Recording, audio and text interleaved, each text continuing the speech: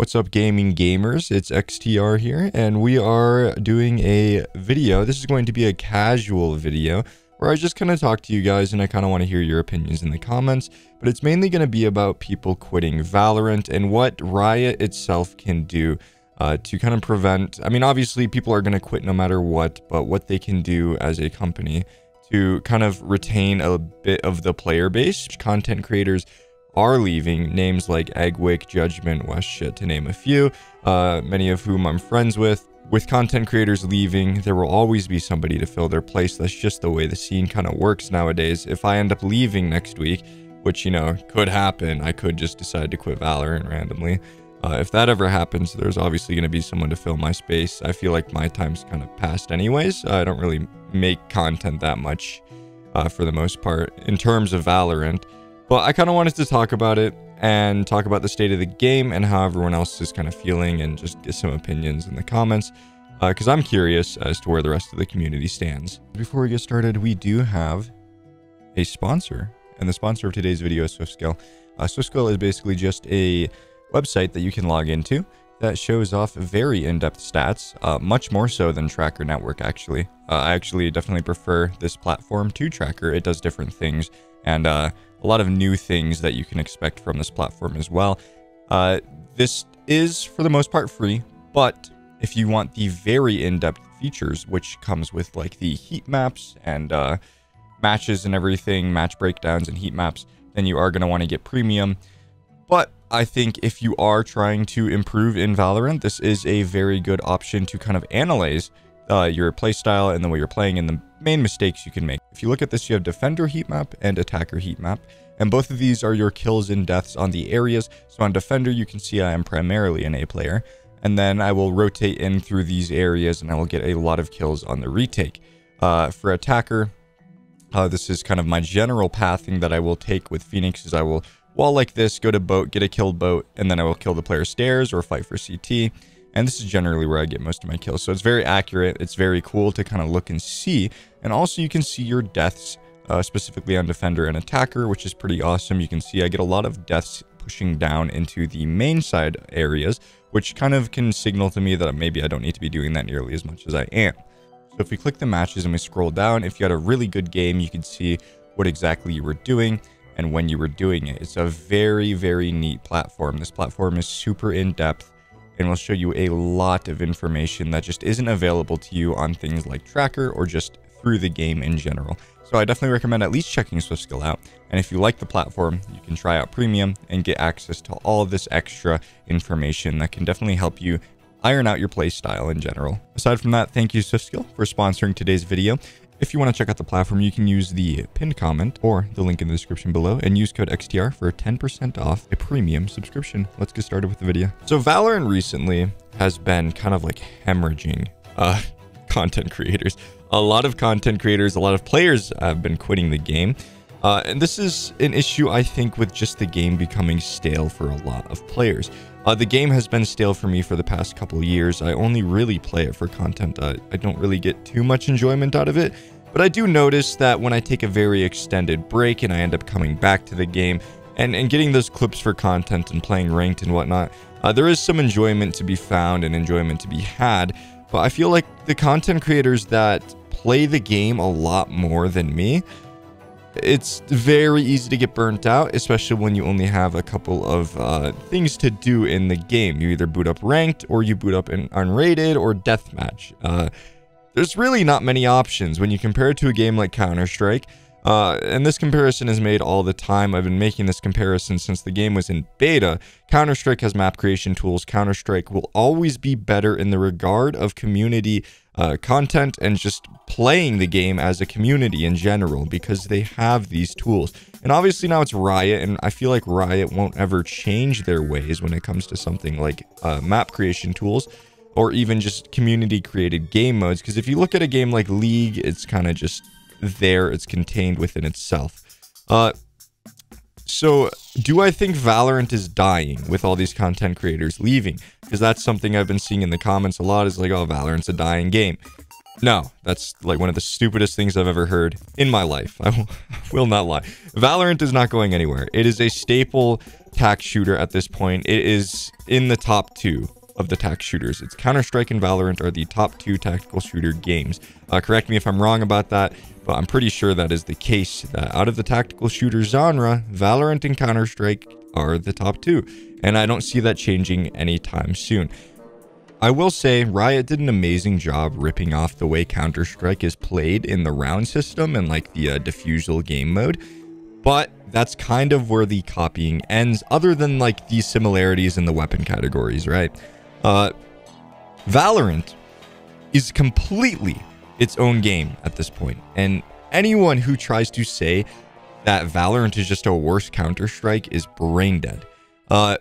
I have played Counter-Strike for 4,000 hours. I've played Valorant for 2,000 hours. Played both games very extensively. Valorant has become its own game. Riot did an amazing job with creating a game that is similar in a sense to Counter-Strike, but does so many things, I would say even better than Counter-Strike, right?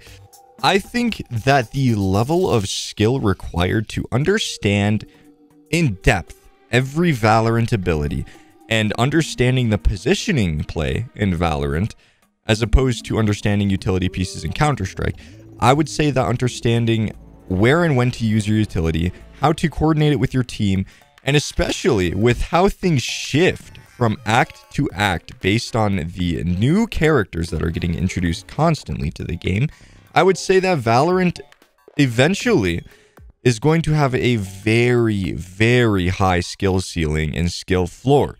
Whereas right now, the skill floor, in my opinion, for Valorant is much lower. The skill ceiling is still lower than Counter-Strike as well. But with time, it's going to keep raising and raising and raising. And that's why I don't think Valorant will ever die. Valorant has horrible gunplay. I will never argue for Valorant's gunplay. It is worse in every way than Counter-Strike's gunplay. That is just the way I see it, and nothing will change the way I see that. RNG in a tactical FPS is stupid. It's dumb. It's one of the stupidest things they could have introduced, in my opinion. Yes, I sound salty. It's because I am. Because I spent thousands of hours learning the Counter-Strike sprays and whatnot.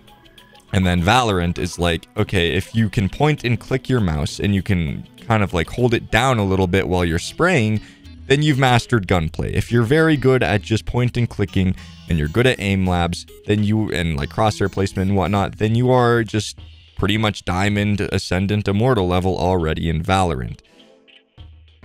But that's where Valorant kind of falls off. But what they lack in gunplay, I think they completely make up for in the utility depth, with the way you can coordinate certain pieces of util with each other on site takes and whatnot.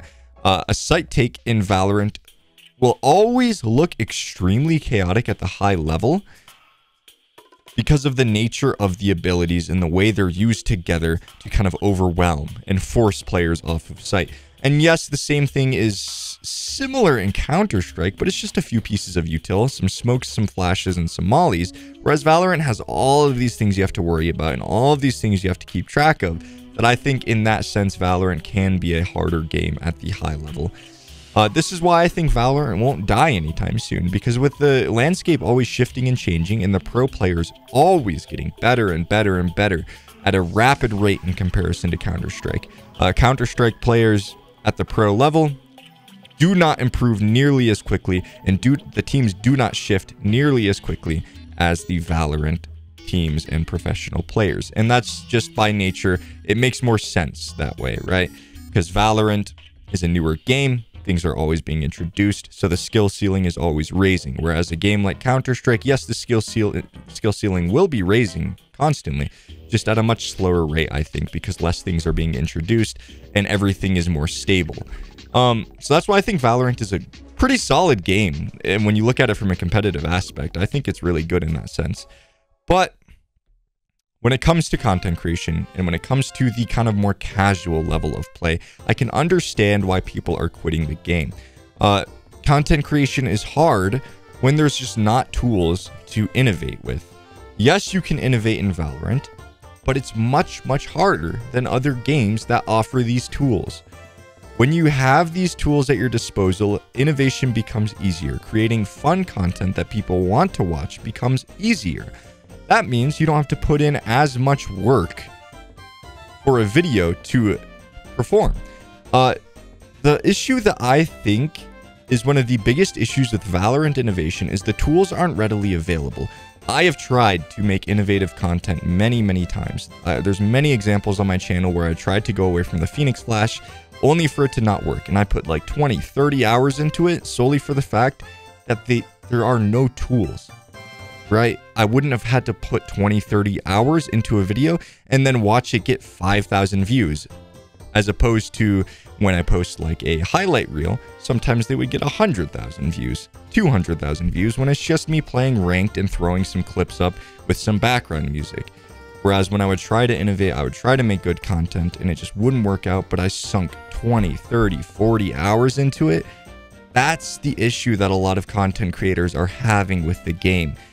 Innovation is hard in Valorant. It is achievable, but it is hard. And when it doesn't work out, it is a much bigger slap in the face because you spent a lot of time when you could just post something very low effort and it just has better returns, you know?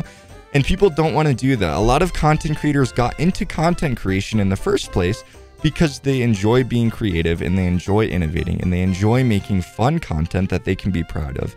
And this is one of the issues I have personally is like, I like Valorant, but I'm not enjoying playing it that much. Therefore, I'm not really enjoying making content. And when I do make content, it's not really content I'm proud of. One of the biggest issues I think content creators in the landscape have been facing for the past couple years in Valorant. And I think these content creators quitting, it's just because they've been facing these issues for so long and it's just kind of boiled over and they're like, okay, yeah, I'm done. Like, I got to move on to something else. It's my time to leave, etc., etc. So moving on from content creators leaving the game, let's talk about like just the casual and competitive side. Because the casuals will always have like something for them to do. You know, they have the swift plays, they have unrated, and they have ranked if they feel like getting a little competitive. So casual scene's pretty much covered. They lack a little bit in terms of like, you know, no community maps and whatnot, but casual players will always find a way to have fun just doing things with their friends and playing swift plays and whatnot. And like, if you just look at it as more of just a social thing than just playing the game to play the game, casual players will usually have fun for the most part, limitless in Valorant, given that they can enjoy the gameplay loop infinitely, and then enjoy when Riot brings in the special game modes, which they do occasionally. So casual players, I mean, yes, casual players are going to quit eventually. They will get tired of the gameplay loop. Not every casual player will get tired of the gameplay loop, but some will. And either they end up quitting the game, or they just take breaks, or they move on and become a competitive player. And then when people are competitive players, there's no rewards for reaching high ranks other than the fact that you can say you're that rank, which is not really a reward, and the gun buddy. So there's really like no big incentives. A lot of big games, not Counter-Strike, but a lot of big games have ranked rewards like skins, banners, just tons of cool things other than just one gun buddy, you know? So I think it's a bit lacking in that regard. And also a lot of other games have fun things for competitive players to do outside of the ranked experience if they want to improve. Counter-Strike has bunny hopping, Counter-Strike has KZ, where you can climb and work on your movement. They have tons of different ways to practice, whereas Valorant only has the range, which is very one-dimensional. And not only that, but it hasn't changed since the game released 3 years ago, 4 years ago, however long ago it was. The range has been exactly the same. And yeah, I guess there is KZ technically in the range, but like with Counter-Strike, there's just so many different maps that you can play where you'll never get bored of it. I think I played the KZ in the range like once or twice, and it's like, it's not fun to do. Practice, in a sense, should be enjoyable. Yes, you are working on a skill, but at the same time, you should be enjoying it, because what's really the point other than just getting better if you're not going to enjoy it, you know? I found a lot of fun practicing in every game I played, except for Valorant, pretty much. I never enjoyed sitting in the range and shooting the bots in Valorant, whereas when I was playing Overwatch at a high level, I would have fun playing like the custom game modes, Widow, headshot only. The range was okay because you try and make like certain paths to kill the bots as quickly as you could with like a character. And then there was also just a ton of custom game modes in Overwatch, and Counter-Strike has a ton of custom game modes and custom servers and maps. So I think in the ranked aspect, I think that's where a lot of players get burnt out, is just lack of things to do outside of the ranked experience, as well as not really having dedicated rewards that are actually good. So a lot of ranked players will kind of get bored, and then let's face it, like a lot of players that are really good at games and have worked to get to a super high level, it's not really fun for them to play like unrateds and whatnot. Most of my friends that are high ranked don't play unrateds. It's just kind of boring. So yeah, I think that's like one of the biggest issues with Valorant. I feel like in general, Valorant is a great game with a pretty good community. The community is very toxic, in ranked at least. But outside of that, I feel like Valorant is a good community with just a good... Valorant's a good game, you know? But there's only so much a good game can really bring to the table. When you get burnt out and bored of the gameplay loop and you want something fresh, Valorant just doesn't really offer that, in my opinion. I'm not complaining super hard, because if I really wanted to play Valorant right now, I could probably boot it up right now and have a good time, because I've been taking a break from it. But I just kind of wanted to give my personal take on why a lot of content creators specifically are leaving, because everyone has their own reasons. Content creators all have their own reasons.